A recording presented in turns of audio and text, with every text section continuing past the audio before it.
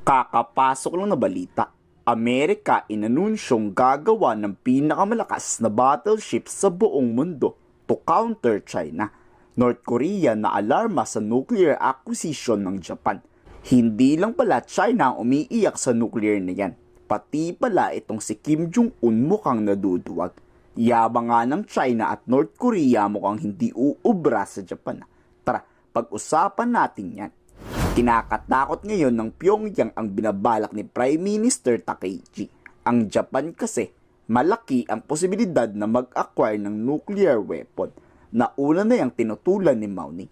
Tapos ngayon ang North Korea naglabas din ng pagkabahala.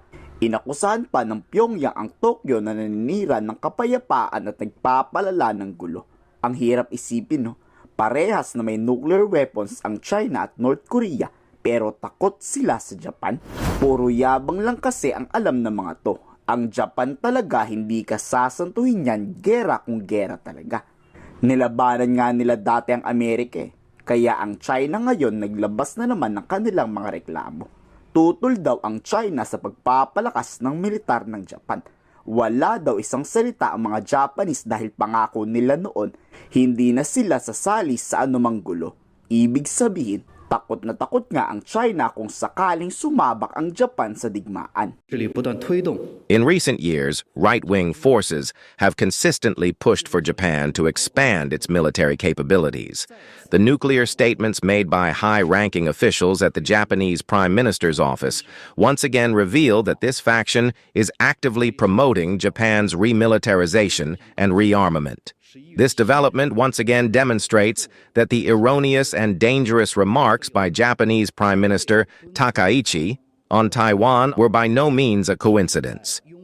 We strongly urge Japan to abide by international law and its own constitution, cease its provocative actions on nuclear issues, refrain from attempting to challenge the post-war international order, and not continue down this erroneous path.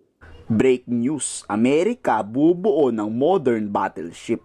100 times daw tong mas malakas sa Arleigh class destroyer. Ang pagbuo nga ng battleship ay para labanan ng China.